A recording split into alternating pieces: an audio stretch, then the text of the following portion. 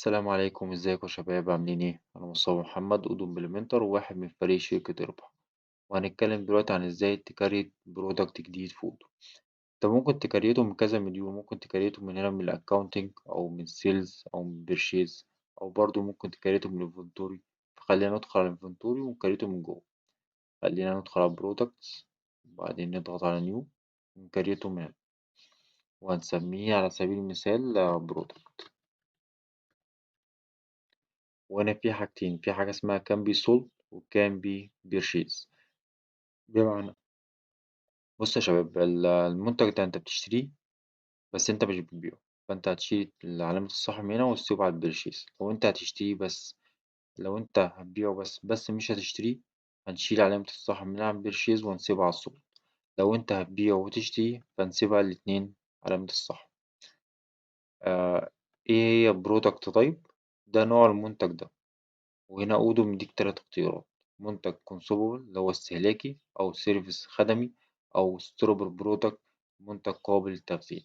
بمعنى أكتر، خلينا ندخل على الكونسومبل.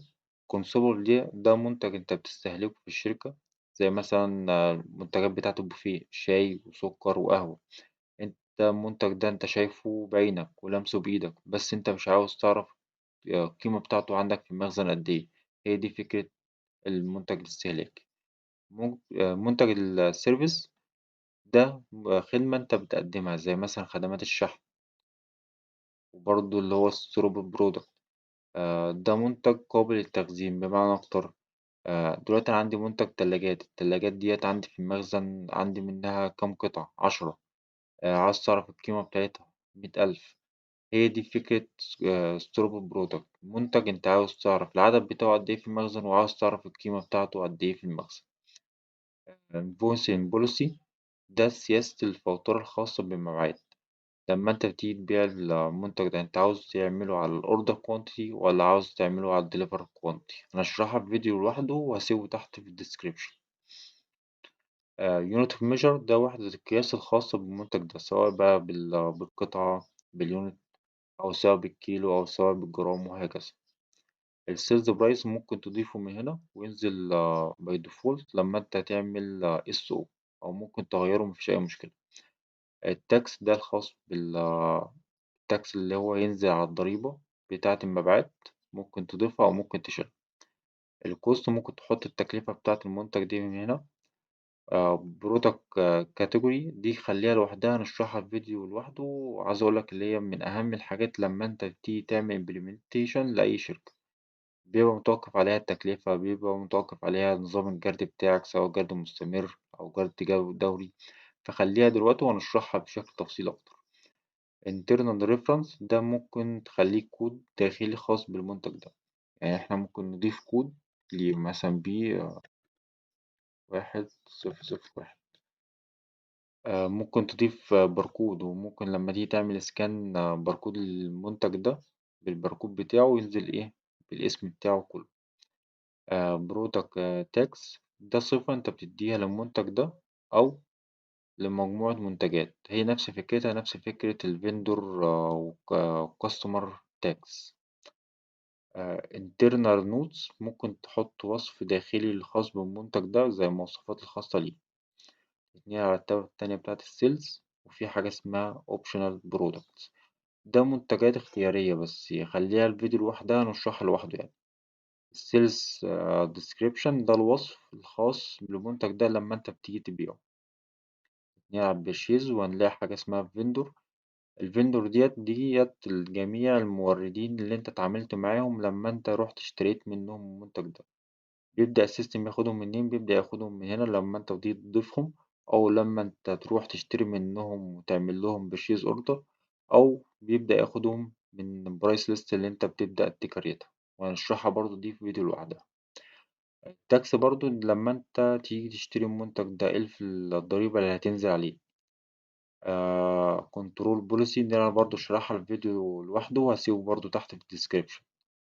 الديسكريبشن الخاص بالبرشيز ده اللي هو الوصف اللي انت اللي انت هتحطه لما انت تيجي تروح تشتري من فيندور البرودكت ده. اتنين على الفنتوري، وهنخلي دي برضو هنشرحها لوحدها، هي production location والinventory location. وهنا تحت description for received و description for delivery، ديت الوصف لما انت تيجي تستلم المنتج ده، وانت الوصف برضو لما انت تيجي تعمل ديليفري للمنتج ده.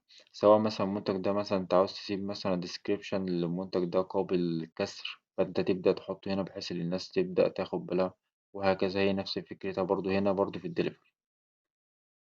واتنين على الأكاونتنج، ده الحسابات الإيرادات الخاصة بالإيرادات، وحسابات خاصة بالمصروفات.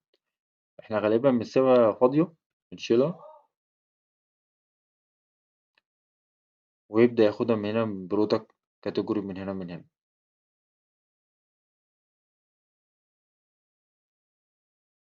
نرجع تاني. ايه هي اكسترا برايس؟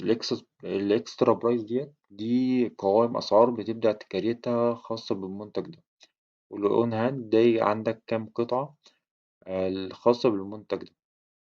فوركاست لو احنا دخلنا عليها بيقولك الأون هاند بتاعك زائد الانكoming ناقص الاوتجوينج، بمعنى الكمية اللي معايا اللي في المخزن زائد الكمية اللي هتجيلي ناقص الكمية اللي هتطلع، هي دي الفوركاست.